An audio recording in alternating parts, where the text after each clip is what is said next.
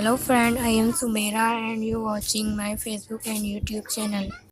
Police in China have given protesters who blocked demolition at an ancient mosque a deadline to turn themselves in for disrupting social order and criminal acts.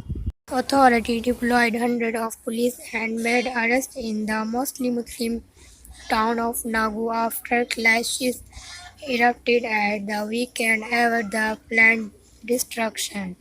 Officials in Nagu in southwestern Yunnan province recently pushed ahead with plans to raise four minarets and the dome roof of the 13th century Najaing mosque.